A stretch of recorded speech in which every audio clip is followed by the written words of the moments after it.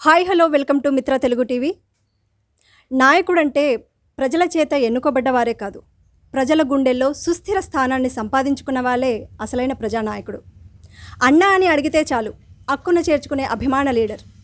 ఆయన మరెవరో కాదు, వైసీపీ యాడికి మండల కన్వీనర్గా ప్రజల అభిమానాన్నే ఆస్తిగా సంపాదించుకున్న బొంబాయి రమేష్ నాయుడు గారు. ప్రస్తుత రాజకీయ పరిస్థితులపై, అదేవిధంగా ఈ రానున్న ఎన్నికల గురించి కూడా ఆయనతో మాట్లాడి ఇంకొన్ని విషయాలు ఆయన మాటల్లో తెలుసుకునే ప్రయత్నం చేద్దాం. అన్నా నమస్తే అన్న. నా ఇప్పుడు చూసుకుంటే మనకు రాజకీయంగా చాలా మార్పులు చేర్పులు జరుగుతున్నాయి. సో ప్రస్తుత రాజకీయ పరిస్థితుల గురించి మీరేం చెప్తారన్న? రాజకీయ పరిస్థితులు అంటే మామూలుగా కొంతమందికి కొన్ని ఇబ్బందుల వల్ల కొన్ని వేరే ఆలోచనలు చెప్తుంటారమ్మా. ఇప్పుడు మనకు జగన్మోహన్ రెడ్డి గారు చేసిన పథకాలన్నీ కూడా ప్రజలలో అందరికీ అందుబాటులో ఉన్నాయి. కాబట్టి ప్రజలందరూ కూడా ఈరోజు జగన్మోహన్ రెడ్డి గారే సీఎం కావాలనే ఆలోచనలో ఉన్నారు. కొంతమంది వేరే వేరియేషన్గా మాట్లాడుతుంటారు, కానీ అవన్నీ కూడా ఏం చెల్లుబాటు కావు. జగన్మోహన్ రెడ్డిని మళ్ళీ సీఎం చేసుకోవాలని ప్రజలంతా ఏకధాటిగా ముక్కంఠంతో ఉన్నారమ్మా.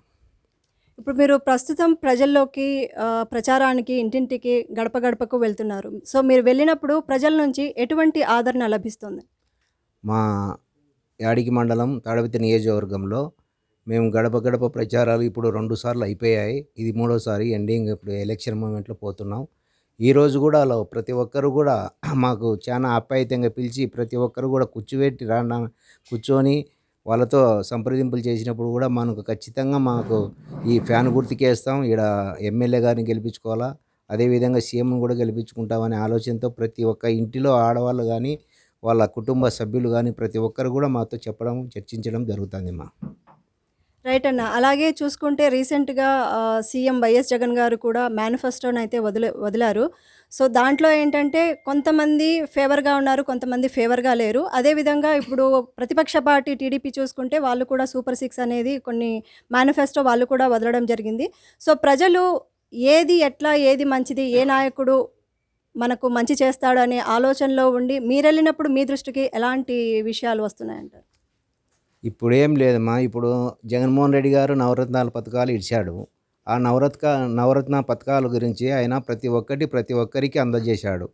ఈ పథకాలలో ఎవరికి ఇబ్బంది లేకుండా పథకాలు చెప్పిన ప్రకారంగా ఇంకా ఎక్కువే చేశాడు. కాకపోతే ఇంతకుముందు 2014లో చంద్రబాబు నాయుడు సీఎం అయిన తర్వాత రుణమాఫీలు, డ్వాక్రా వాళ్ళకు రుణమాఫీ ప్రతి ఒక్కరికి ఇట్లా చెప్పాడు, కానీ ఆయన చేయలేకపోయాడు. కాబట్టి ఆయన మీద ప్రజలు అసంతృప్తిగానే ఉన్నారు. కాకపోతే ప్రజలు కూడా నమ్మకం లేదు ఇప్పుడు చంద్రబాబు నాయుడు మీద. మన జగన్మోహన్ రెడ్డి గారు ఇప్పుడు చెప్పిన పథకాల ప్రకారంగా అదేవిధంగా కొన్ని ఎగస్ట్రా కూడా చెప్పాడు. అవన్నీ కూడా చేస్తాడని ఒకే ఒక జగన్మోహన్ రెడ్డితోనే ఇది సాధ్యమవుతుంది. ఇది చంద్రబాబు నాయుడు అబద్ధాల కోరుగా వాళ్ళు చెప్పిన పథకాలన్నీ కూడా వాళ్ళు రాబోయే దినాల్లో చేయరనే ఆలోచనలో కూడా ప్రజలందరూ కూడా ఉన్నారు. మాకు కూడా అదే చెప్పడం జరుగుతూ ఉంది. రైట్ అన్న. ఇప్పుడు ప్రస్తుతం చూసుకుంటే ఎలక్షన్ కోడ్ వచ్చింది తర్వాత ఎలక్షన్లు కూడా మహా అంటే మనకు ఒక వారం 10 రోజులు కూడా ఎక్కువగా కూడా లేదు. సో అదేవిధంగా చూసుకుంటే ఈ అవ్వాతాతల పెన్షన్ అనేది తర్వాత పెన్షన్దారులు ఇబ్బందులు పడుతున్నారనేసి మనం చాలా వాట్సాప్లో కానీ సోషల్ మీడియాలో కానీ మనం చాలా చూస్తున్నాం. సో ఇది ఇబ్బందికరంగా మార్చిన పరిస్థితి అది ఎవరికి వెళ్తుందంటారు? ఇప్పుడు మన అధికారం ఉన్నంత వరకు, నిన్న మేనిఫెస్టో వచ్చేంత వరకు, అంతకుముందు కూడా ఎలక్షన్ ఈ డిసైడ్ అయినప్పటి నుంచి కూడా మనకు ఒక నెల నుంచి ప్రజలకు పింఛనీలు రాకపోవడం జరిగింది. ఆ పింఛనీల గురించి అదే ప్రభుత్వం ఉన్నప్పుడు వాళ్ళ ఇంటికాటికి పోయి వాళ్ళ గడప గడప కాటికి పోయి తెల్లవారుజామున 6 నుంచి 7 లోపలే వాళ్ళకి పింఛన్ ఇవ్వడం జరుగుతుంది. కానీ ఈరోజు ఆ పరిస్థితి లేదు. అందరూ బ్యాంకుల కాడ వెయిట్ చేయడము, సచివాలయాల కాడ వెయిట్ చేయడంతో చాలా ఇబ్బందులు ఎదుర్కొంటున్నారు. కాకపోతే అది ప్రభుత్వ వైఖర్యమేం కాదు, బట్ కొన్ని సమస్యల వల్ల జరుగుతూ ఉంది. కాకపోతే అదేవిధంగా ఈ 13 రోజులలో 13వ తారీఖు ఎలక్షన్ జరిగిన వెంటనే మా జగన్మోహన్ రెడ్డి సీఎం అవుతాడు. కాబట్టి మళ్ళీ వాళ్ళ గడప గడపకు అదేవిధంగా పథకాలు వెళ్తాయి. రైట్ అన్న.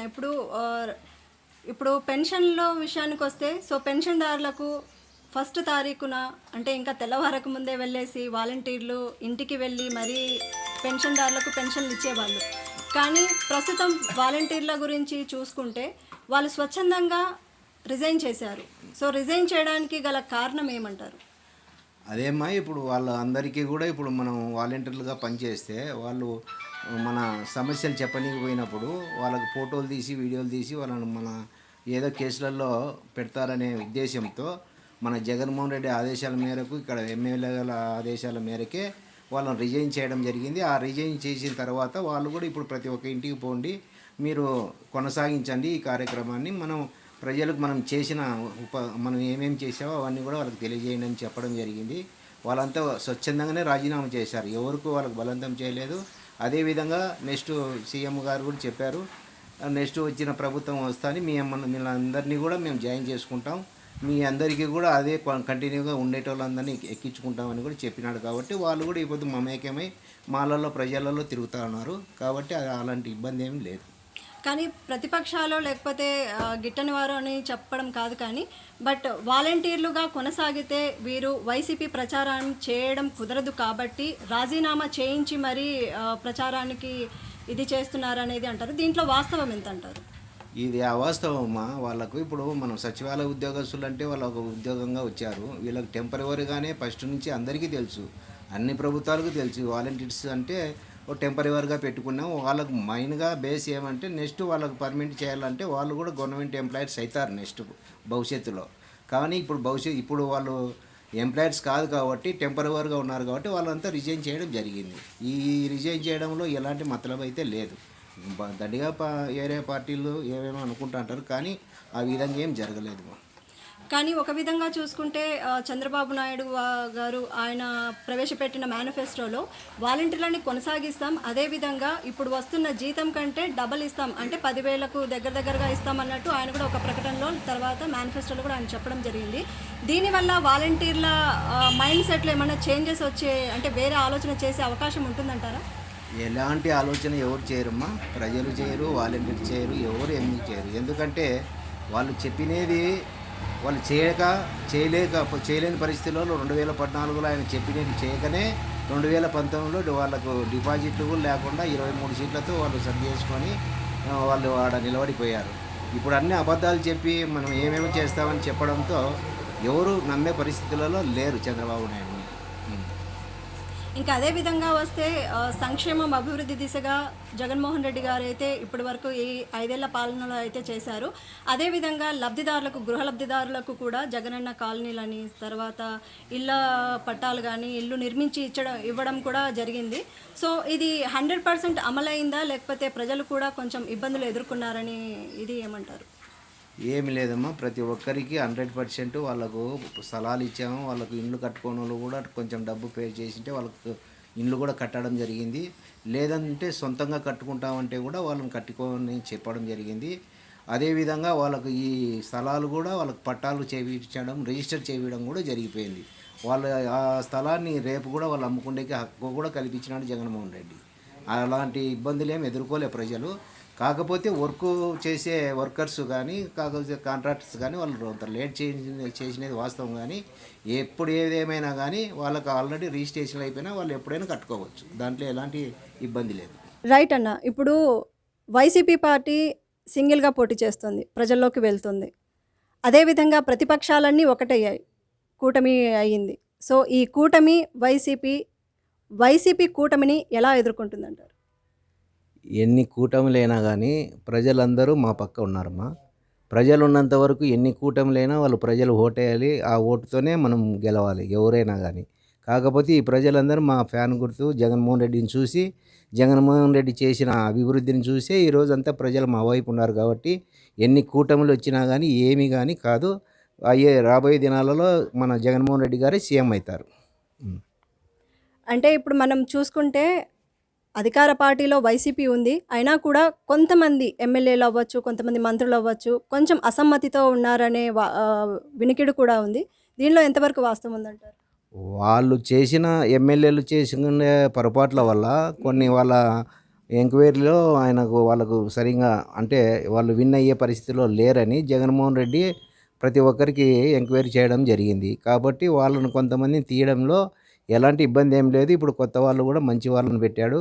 వాళ్ళు కూడా ఈరోజు వైఎస్ఆర్ పార్టీలో గెలవడం కూడా జరుగుతుంది. కొంతమందిని తీసేసినారంటే వాళ్ళు సరిగ్గా ప్రజలకు అందుబాటులో లేకపోవడము, కొన్ని పనులు చేయలేకపోవడంలో మనకు అదంతా రావడంతో రిపోర్టు వాళ్ళను కొంచెం దూరం పెట్టడం జరిగింది. వాళ్ళకు కూడా అధికారం వచ్చిన తర్వాత ఏదో ఒకటి మేము జగన్మోహన్ రెడ్డి చెప్పాడు. వాళ్ళకు కూడా వచ్చిన తర్వాత వాళ్ళకి ఏదో ఒకటి మేము పార్టీలో ఏదో పదవి కల్పిస్తామని కూడా. ఎలాంటి ఇబ్బంది అయితే లేదు. అదే విషయానికొస్తే మీరు కూడా రీసెంట్‌గా వెళ్ళి సీఎం జగన్మోహన్ రెడ్డితో గారితో కలిసారు కదా! సో, ఆయన నుంచి మీకు ఎలాంటి స్పందన లభించిందన్న? ఆయన గురించి నాకు మంచి స్పందనే లభించిందమ్మా. ఇంతకుముందు గడిచిన 5 సంవత్సరాల నుంచి కూడా ప్రతి ఒక్కరు ఆయన ఏం చేస్తున్నాడంటే ప్రజలకి ఏం చేయాలన్న ఆతృతతో నాయకులను కలవలేక జరిగిపోయింది కానీ, ఆయన ప్రజలకు ఈ మేనిఫెస్టో చెప్పిన పథకాలన్నీ ఏ విధంగా చేయాలన్న ఆలోచనతోనే చేసుకుంటా ఆయన చేశాడు.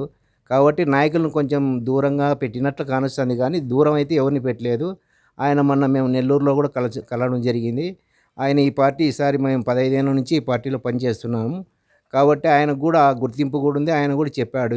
మనకు రమేష్ అన్న ఫస్ట్ నుంచి కూడా ఈ పార్టీలో మనతో పాటు కొనసాగాడు. మనతో పాటు నడిచినాడు. ఈసారి నెక్స్ట్ ఏది ఏమైనా కానీ ఆయనకు మంచి పోస్టు ఇవ్వాలని కూడా అందరికీ కూడా ఆదేశించాలి కూడా జరిగింది. మాకు కూడా చెప్పడం జరిగింది. రైట్ అన్న. ఇప్పుడు రాష్ట్ర స్థాయిగా చూసుకుంటే రాష్ట్ర నాయకుడు సీఎం జగన్మోహన్ గారి నుంచి మీకైతే మంచి స్పందనే లభించింది.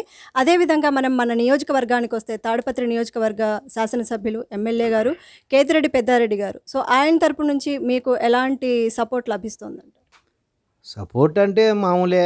మేము పెద్దగా ఎప్పుడు ఆశించలేదు. అంత బాగుంటే బాగుంటుందని కొన్ని ప్రజలకు చెప్పిన విషయాలు కూడా ఆయన స్పందించి మనకు పని చేసినాడు.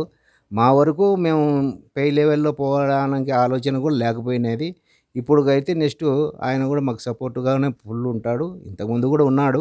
బట్ ఏమంటే కొన్ని పరిస్థితుల ప్రభావం వల్ల ఈ కరోనా రావడం వల్ల కొన్ని ఇబ్బందులు ఎదుర్కొని మేము కొంచెం పనులు చేయలేకపోయాడు ఆయన. కాబట్టి ఇప్పటి నుంచి నెక్స్ట్ అన్నీ చేస్తామని కూడా హామీ ఆయన కూడా చెప్పడం జరిగింది. సరే, మరి రానున్న ఎన్నికల్లో వైసీపీయే మళ్ళీ గెలుస్తుందనే ధీమాతో మీరున్నారా? ఖచ్చితంగా రాబోయే దినాలలో వైసీపీ మన పార్టీ అజెండా ఎగురుతుంది. సీఎం జగన్మోహన్ రెడ్డి గారు సీఎం అవుతారు. ఖచ్చితంగా ఇది ప్రజలందరూ, ఆంధ్రప్రదేశ్ ప్రజలందరూ మా వైపు ఉన్నారు, జగన్ వైపు ఉన్నారు. ఖచ్చితంగా జగన్ సీఎం అవుతాడమ్మా. రైట్ అన్న. ఇప్పుడు అదే విధంగా చూసుకుంటే అంటే మీ లీడర్షిప్ కిందికి వస్తే యాడికి మండలంలో అన్నా అని పిలిస్తే చాలు, అడిగితే చాలు మీరు అక్కును చేర్చుకుంటారు. ఎందుకంటే ప్రజల గుండెల్లో మీరు ఆ స్థానాన్ని అయితే అదే అభిమానమే ఆస్తిగా సంపాదించుకున్నారు. అదే విషయానికి వస్తే మీరు ఇప్పటికీ కూడా అది ఎండాకాలం అవ్వచ్చు, చలికాలం అవ్వచ్చు, వర్షాకాలం అవ్వచ్చు, ప్రజలకి మెయిన్గా ఏంటంటే యాడికి మండలానికి ఎప్పటి నుంచో కూడా తాగునీటి సమస్య, తర్వాత నీటి సమస్య అనేది ఉంది. అది మీరు దాదాపుగా 70% మీరు తీర్చారు. అదే వేసవి కాలంలో అయితే మీరు పంపించిన ప్రతి ట్యాంకర్ కూడా ప్రతి గల్లీకి చేరింది, ప్రతి ఇంటికి నీరు అనేది చేరింది. సో అది అయితే మహిళల్లో అయితే చాలా వాళ్ళ మనసుల్లో బాగా నాటుకుపోయింది. సో మహిళా అభిమానులు కూడా మీకు ఉన్నారు. అదేవిధంగా చూసుకుంటే ఇదే కాకుండా నెక్స్ట్ ఎన్నికల్లో మీరు పార్టీ అధికారంలోకి వస్తే ఇంకా ప్రజలకు ఎటువంటి వసతులు కానీ ఎటువంటి సౌకర్యాలు ఇవ్వాలనుకుంటారు? ఆల్రెడీ మనం 2019 అంటే 9 నుంచి 19 వరకు వాటర్ సప్లై చేసినాము, అన్నీ చేసినాము. 2019లో జగన్మోహన్ రెడ్డి ప్రభుత్వం వచ్చిన తర్వాత కొన్ని ఏరియాలకంతా బోర్లు వేయించి, పల్లెలలో కూడా బోర్లు వేయించి నీటికైతే చాలా ఇబ్బంది లేకుండా చేసినాము 75%. ఇప్పుడు కూడా ఇంకా ఇబ్బందులు ఉన్నాయి, నీటి కొరత ఉంది. నీటి కొరత కూడా మేము రాబోయే దినాల్లో ఎలక్షన్ అయిపోయిన తర్వాత ఎక్కడెక్కడ ఏ గ్రామాలలో నీళ్లు లేవో అక్కడ గ్రామాలంతటి కూడా మేము పోయి బోర్లు వేయించి వాళ్ళకి సఫిషియెంట్గా వాటర్ చేస్తాము. వాళ్ళకి సమస్యలు ఏమున్నా కూడా వాళ్ళకు మేము అధిష్టానికి తెలియజేసి కూడా ఖచ్చితంగా నేను వాళ్ళ పనులు కూడా చేసి పెడతానని కూడా భావిస్తాను. ఓకే అన్న. అదేవిధంగా ఇప్పుడు మహిళా విభాగానికి వస్తే ఇప్పుడు యాడికి మండలంలో మహిళల గురించి అంటే ఒక సపరేట్ వింగ్గా ఉండి మహిళల సమస్యల్ని, తర్వాత వాళ్ళ ఏమైనా ఎటువంటి సమస్యలైనా కావచ్చు, వాళ్ళ సమస్యలు విని వాళ్ళ సమస్యల పరిష్కార దిశగా పనిచేసేందుకు ఒక మహిళా విభాగం అంటూ పెడితే మంచిదనేసి చాలామంది మహిళలు కూడా అనుకోవడం జరుగుతుంది. సో మహిళా విభాగం ఒకటి ఉంటే కనుక వాళ్ళ సమస్యలు చెప్పుకోవచ్చు. సో తద్వారా వాళ్ళ సమస్యలు ఇంకా త్వరగా తీరే అవకాశం ఉంటుంది. కాబట్టి మీరు మహిళా సాధికారత, మహిళా అభివృద్ధి గురించి మీరు ఎటువంటి స్టెప్స్ తీసుకుంటారు ఒకవేళ ఫ్యూచర్లో? ఇంతవరకు అయితే మా అక్కచెల్లెళ్ళంతా కూడా మా దగ్గరికి రావడం, వాళ్ళ సమస్యలు చెప్పుకోవడం, డైరెక్ట్గా కూడా ఎప్పుడైనా కానీ ఫోన్ చేయడం జరుగుతూ ఉంది. వాళ్ళకి ఎలాంటి ఏ ఇబ్బందులు ఉన్నా కూడా మాకు తెలియజేస్తారు. కానీ దాన్ని తొందరగానే మేము కూడా పరిష్కరిస్తాంటిమి. లేదు మీరు చెప్పిన ప్రకారంగా మేము కూడా అధిష్టాన్ని సంప్రదించి వాళ్ళకు కూడా మహిళా ఒక విభాగం ఏర్పాటు చేసి వాళ్ళకు అందుబాటులో పెడతామని కూడా తెలియజేస్తాను. రైట్ అన్న. ఇప్పుడు చూసుకుంటే ఎన్నికలు చాలా దగ్గరలో ఉన్నాయి మనకి. సో ఇటువంటప్పుడు బొంబాయి రమేష్ నాయుడు గారు ఎన్నికల ప్రచారం జోరు తగ్గించారు అనేది అయితే ఒకటి వినిపిస్తుంది. ఇది ఎంతవరకు నిజమంటారు? జోరు అయితే తగ్గించేది ఏం లేదు. మా యాడికి మండలం కానీ కొన్ని ఇంకా వేరే గ్రామాలు కానీ మేము ఆల్రెడీ 2-3 సార్లు తిరిగేసాము. ఇప్పుడు ఈ నెలలో కొంచెం కొన్ని పెళ్ళిళ్ళు పడము, కొన్ని అనుకోని సమస్యలు రావడం వల్ల మేము కొంచెం అంటే దూరం ఏమైతే కాదు, నేను ప్రచారం కూడా ఇప్పుడు 4 రోజుల నుంచి ప్రచారం కూడా చేస్తాను. ప్రతి ఒక్క గడప గడపకు కూడా ఇప్పుడు కూడా బయలుదేరినాము. ఆ విధంగా ఏమి వెనకలేయడం లేదు, ముందుకేయడం లేదు. మా స్పీడ్ ఎప్పుడూ ఒకటే రకంగా ఉంటుంది. స్పీడ్ పెంచేది లేదు, తగ్గేది లేదమ్మా. ఖచ్చితంగా మేము ప్రజలలో ఉంటాం, ప్రజలలో తిరుగుతాం. మా పార్టీని మెజారిటీతో కూడా ఈ మండలం వరకు మేము ఎప్పుడే కానీ మా మెజారిటీ తగ్గదని కూడా తెలియజేస్తాను. ఇంకొక విషయం అన్న, అంటే మన యాడికి ప్రజలు అనుకునేది ఏంటంటే బొంబాయి రమేష్ అన్న పార్టీ మారే ఛాన్సెస్ ఉన్నాయి అనేసి ఒకటైతే పుకారైతే వస్తుంది. మరి ఇది పుకారనాలో మరి ఏమనాలో తెలియదు. దీని గురించి మీరు ఎటువంటి క్లారిటీ ఇస్తారు? ఇప్పుడు మీరే చెప్పినారు, ఇప్పుడు 4, 5, 8, 10 రోజులు కూడా ఎలక్షన్లు లేవండి. మారేటోడిని అయితే ఇంత దగ్గరకు వచ్చి మారాల్సిన అవసరము లేదు. నాకు ఇంతకుముందు 5 సంవత్సరాల్లో నేను ఎప్పుడైనా మారచ్చు, ఏమైనా చేయొచ్చు. ఇంత దగ్గరికి వచ్చిన తర్వాత నాకు మారే అవకాశాలు లేవు, మారను. ఎవరు మారినా కానీ నేను పార్టీ అయితే మారను. ఎవరు ఎన్ని అనుకున్నా కానీ అంతా తెలియని వాళ్ళు కొంతవరకు చెప్పుకుంటూ అంటారు, బయట కొంతమంది కొన్ని రకాలుగా మాట్లాడుకుంటా. అది కూడా నా దృష్టికి వచ్చింది. కానీ 15 సంవత్సరాల నుంచి నేను ఈ పార్టీలో ఉండి నేను దాదాపు 30-40 కోట్లు ఖర్చు పెట్టుకొని ఈరోజు నేను వేరే పార్టీలోకి పోవాల్సిన అవసరం లేదు, అంతలా పోయే ఆలోచన కూడా లేదమ్మా. నాకు జగన్మోహన్ రెడ్డి ఒక అవకాశం ఇస్తామన్నాడు. ఆయన ఈకపోయినా కూడా ఈ పార్టీలో నేను ఎప్పుడూ విడిచే ప్రసక్తి అయితే ఉండదు, ఖచ్చితంగా చెప్తాను. రైట్ అన్న. ఇంకొకటి ఏంటంటే ప్రజలు మిమ్మల్ని ఇన్ని సంవత్సరాల నుంచి ఒక మండల కన్వీనర్గా, ఒక మండల అధికారిగా, ఒక మండల లీడర్గా చూశారు. కానీ రాబోయే రోజుల్లో మిమ్మల్ని ఒక ఎమ్మెల్యేగా కూడా చూడాలనుకునే అభిమానులు కూడా ఉన్నారు. సో దీని గురించి మీరేమంటారు? అదే కోరికలు మా ప్రజలందరికీ ఉంది. నియోజక ప్రజలు కూడా మాకు అన్ని మండలాల్లో కూడా అభిమానులు ఉన్నారు, అన్ని మండలాల్లో ఫ్రెండ్స్ ఉన్నారు, అన్ని మండలాల్లో కూడా నాయకులు ఉన్నారు. ఈ రాబోయే 2026 నాటికి డీలిమిటేషన్ అయితే గుత్తి డీలిమిటేషన్ అయినప్పుడు మాకు జగన్మోహన్ రెడ్డి చెప్పడం జరిగింది. ఇప్పుడు కూడా ఎమ్మెల్యే చేయడం జరిగింది, ఇస్తానని చెప్పినాడు. 2026 డీలిమిటేషన్ అయితే గుత్తికి కూడా నాకు ఎమ్మెల్యే పోస్ట్ ఇస్తామని కూడా ఆయన కూడా చెప్పాడు. ఇది పక్కా. ఆయన జగన్మోహన్ రెడ్డితో చెప్పాలంటే కూడా మళ్ళీ ఒకసారి ఏదో మీటింగ్లో నేను మీకు అనౌన్స్మెంట్లో కూడా ఆయనతో చెప్పిస్తా. అటు వరకు మాకు భరోసా ఇచ్చినాడు ఆయన. కాబట్టి 26 డీలిమిటేషన్ అయిపోయిన తర్వాత 29 ఎలక్షన్లో ఖచ్చితంగా మేము ఎమ్మెల్యేకి పోటీ చేసేది, ఖచ్చితంగా ఎమ్మెల్యేకే పోటీ చేస్తాం. రైట్ అన్న, థ్యాంక్ యూ సో మచ్. చివరిగా ఒక ప్రశ్న. మీ తరపున, పార్టీ తరపున, మీరు మండలం తరపున మండల ప్రజలకు మీరు ఎలాంటి హామీలు ఇస్తారు, వాళ్ళను ఎలా మీరు కాపాడుకుంటారని ఒక మాట. అదేవిధంగా ఇప్పుడు మా యాడికి మండలంలో 2024 మే 13వ తారీఖు ఎలక్షన్లు జరుగుతూ ఉన్నాయి. కాబట్టి మన మండలంలో ప్రతి ఒక్కరు కూడా మన ఓటును వినియోగించుకొని మన ఫ్యాన్ గుర్తుకేసి మనమందరం కూడా ఫ్యాను గుర్తుకేసి మన వైఎస్ఆర్ పార్టీని అఖండ మెజారిటీతో గెలిపించుకోవాలని మన మండల ప్రజలందరికీ, అక్కచెల్లెలకు, అన్నదమ్ములకు, మిత్రులకు, నాయకులకు ప్రతి ఒక్కరికి కూడా తెలియజేయడం జరుగుతూ ఉంది. Thank you. రైట్ అన్న, థ్యాంక్ యూ సో మచ్. మీరు ఇంత బిజీగా ఉండి కూడా మాకు ఈ అవకాశాన్ని ఇచ్చారు. అంటే మీ గురించి ప్రజలకి, తర్వాత పార్టీ తరపున మీరు చేయబోయే అభివృద్ధి ఏంటి, తర్వాత వచ్చే ఎలక్షన్స్లో కూడా మీరు అధికారంలోకి వస్తే మీరు ఎలాంటి చర్యలు తీసుకుంటారు, ప్రజలకు ఇంకా ఎలాంటి అభివృద్ధి చేస్తారు, అదేవిధంగా మీరు చెప్పినట్టుగా మహిళలకి కూడా ఒక ప్రత్యేక వింగ్ అంటూ ఏర్పాటు చేసి మహిళాభివృద్ధికి కూడా మీరు పాటుపడతానని చెప్పారు. ఇంత బిజీ టైంలో కూడా మీరు మాకు మీ సమయాన్ని కేటాయించినందుకు థ్యాంక్ యూ సో మచ్ అన్న, and all the best. Thank you అమ్మా.